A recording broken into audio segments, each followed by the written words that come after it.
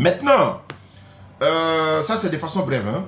Maintenant, le christianisme, la différence entre l'islam et le christianisme, c'est que certains, ou encore la majorité des chrétiens, pensent que le premier commandement qui lie, c'est-à-dire que les musulmans et les chrétiens, notre premier commandement c'est la croyance à la divinité.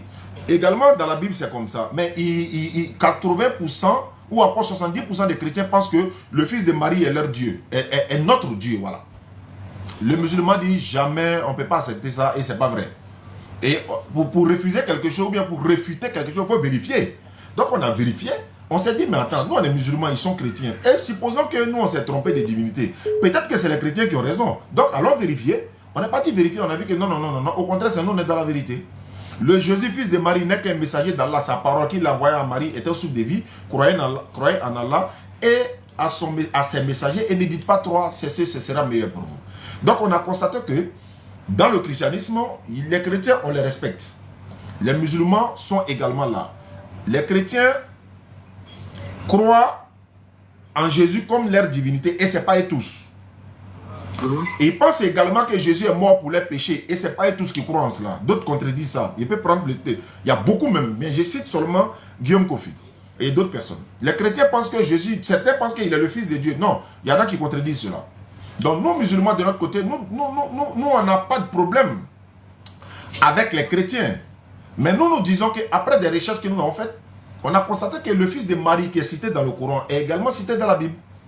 La naissance de Jésus qui est dans le Coran, il y a une grande partie qui est dans le Coran mais qui n'est pas dans la Bible. L'ange Gabriel qui est venu parler à Marie, l'ange Gabriel est venu parler à Muhammad sallallahu alayhi wa sallam, disons à Marie dans la Bible, également à Marie dans le Coran. Donc, aujourd'hui, ce qui fait maintenant que nous, on est rassurés de nous, notre religion là. C'est-à-dire que nous, on peut dire à quelqu'un, c'est notre religion qui est la meilleure là. Sur base de quoi? Nous avons un seul Coran dans toute l'humanité tout entière, 114 sourates, 6236 versets. Ce n'est pas le cas chez vous. Tu me suis, hein? Oui, oui, tout à fait. Ce n'est pas le cas chez vous, parce que je suis là à montrer une Bible actuellement. C'est la Bible Tob. La Bible Tob, traduction écuménique biblique Tob. Elle fait près de 82 livres. Le volume là, ça fait près de 82 livres. Et quand je regarde encore, je regarde que le frère à qui je parle aujourd'hui, si toi par exemple, tu veux adorer une divinité, nous, on peut te dire voilà notre divinité, voilà comment il est. Mais moi j'ai un document ici, l'auteur c'est Frédéric Lenoir.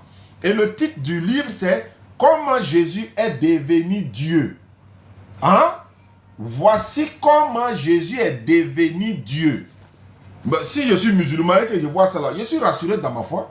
Je dis non, non, non, on ne devient pas Dieu. Comment quelqu'un lui devient Dieu?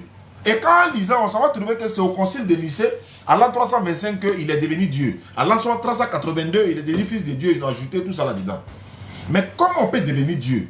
Donc moi, je suis musulman, je dois me poser des questions. Parce que les chrétiens sont venus chez moi pour dire de donner ma vie à Jésus. Il est Dieu, il est mort pour nos péchés, etc. Mais moi, je dois vérifier avant de rentrer dedans.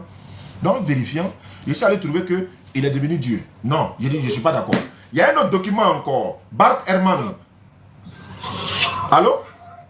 Oui, je suis là. Voilà, Bart Ehrman a dit la construction de Jésus aux sources de la religion chrétienne. La construction de Jésus aux sources de la religion chrétienne. Là encore, il y a des bombes dedans. Bon, astaghfirullah, il n'y a pas de bombes parce qu'on est en direct. Il y a des enseignements dedans. Je vois une autre encore, on dit le jour où Jésus devint Dieu. Le jour où Jésus devint Dieu. Tu vois, l'affaire d'Arus ou la grande querelle sur la divinité du Christ au dernier siècle de l'Empire romain. Donc tous ces documents-là sont là. Je me dis, mais attends, moi je suis musulman, non? Oui. C'est moi, ma divinité, il est devenu une divinité, ou bien il est devenu Dieu. Non, il dit c'est moi Allah. Point de divinité à part moi. Adore-moi, accomplis la salat pour te souvenir de moi.